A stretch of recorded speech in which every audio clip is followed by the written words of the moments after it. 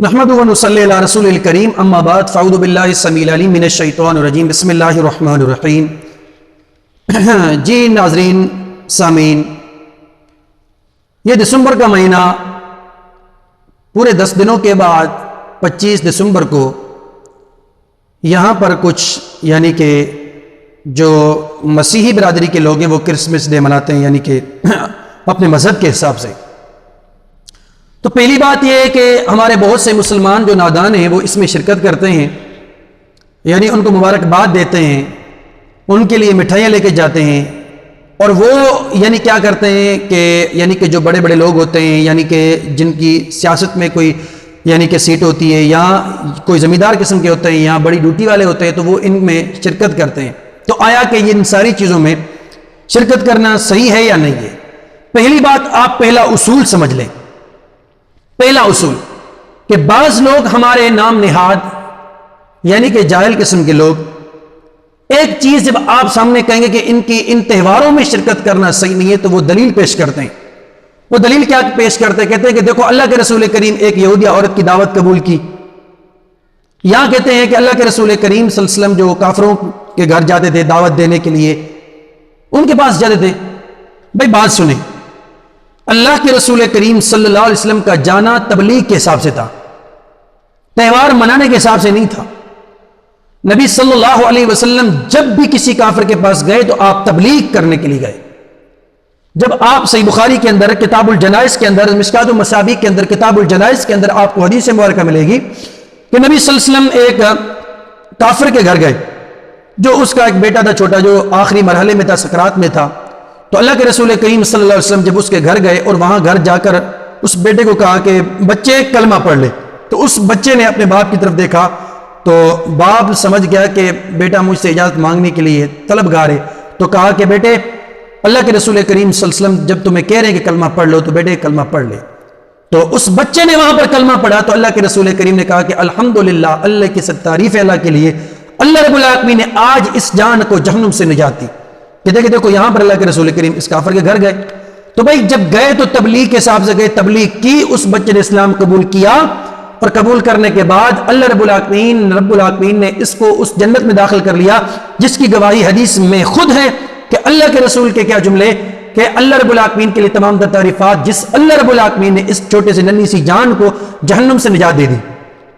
تو یہ جانا تبلیغ کے غرض سے تھا، یا ایک یہودیہ عورت کے پاس گئے تو تبلیغ کے حساب سے جاتے تھے، وہ اللہ کے رسول کریم تھے۔ آپ کس تبلیغ کے حساب جاتے ہیں؟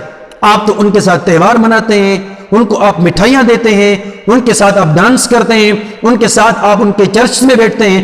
تو بھائی یہ ساری چیزیں غلط ہیں، دین کے خلاف ہیں، یہ دین کے خلاف باتیں ہیں۔ مجھ سے تو کسی ایک دوست نے سوال کیا کہ سائیں ہمارے ایک دوست ہیں، شاید اس کا نکاح ہے چرچ میں، تو کیا میں اس کی دعوت پہ جا سکتا ہوں؟ میں نے بولا کہ نہیں جا سکتے ہو۔ میں نے بولا کہ وہ کیوں؟ اگر وہ شادی آؤٹ سائڈ کرے چرچ کے باہر تو آپ دین کی تبلیغ کے حساب سے جائیں، اس کو دین کی تبلیغ بھی کریں، پھر آپ اس کی شادی میں شرکت بھی کریں، لیکن دینی تہوار میں نہیں۔ یہ دینی تہوار نہیں تھا۔ میں نے بولا کہ ٹھیک ہے، اگر آپ ان کو چرچ میں اگر آپ وہ دعوت دے رہے آپ جائیں گے تو وہاں پر کیا ہوگا؟ بولا کہ وہاں پر وہ اپنے دین کے حساب سے کچھ منائیں گے۔ میں نے بولا کہ پھر اللہ کا دین کہاں ہے جو نبی علیہ السلام کے اوپر نازل ہوا؟ تو یہ چیزیں غلط ہیں۔ ہمارے پڑھے لکھے نوجوانوں میں یہ چیز پتہ نہیں کیوں گم ہے کہ اپنے دین کو، اسلام کو، شریعت کو، منزل من اللہ جو ہے اس کو چھوڑ کر ایسی چیزوں کے پیچھے ہیں جن کا کوئی مقصد نہیں۔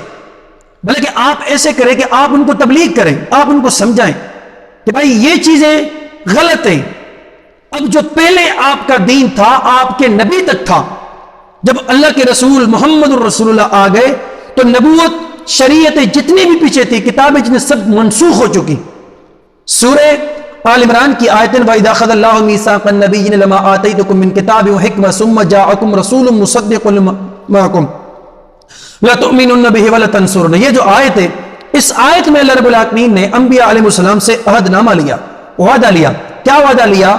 اللہ رب العالمین نے کہا کہ اے نبیوں میں آپ سے عہد نامہ لیتا ہوں۔ کون سا عہد نامہ؟ کہا کہ جب آپ کے بیچ محمد الرسول آ جائیں تو کیا آپ نبی صلی اللہ علیہ وسلم کی اطاعت کرو گے، اس پر ایمان لاؤ گے؟ سب نے کہا قالوا اقررنا، سب نبیوں نے کہا کہ ہم اللہ اقرار کرتے ہیں۔ سب نبیوں نے کہا کہ ہم اقرار کرتے ہیں کہ جب آخری نبی آ جائیں گے تو ہم اپنی نبوتیں، اپنی شریعتیں، اپنی کتاب چھوڑ کر ہم اللہ کے رسول محمد رسول پر ایمان لائیں گے اور دین میں دائی بن کر ہم ان کی مدد بھی کریں گے۔ تو اللہ نے کہا کہ تم بھی گواہ رہو، میں آپ کے ساتھ گواہ ہوں۔ تو انبیاء علیہ السلام نے اللہ کے رسول کریم کی رسالت پر ایمان لائے، تو وہ نہیں لاتے تو آپ ان کا ساتھ کیوں دیتے ہیں؟ دینی تہوار میں شرکت کرنا بالکل جائز نہیں، بالکل غلط ہے، گناہ کبیرہ کا کام ہے۔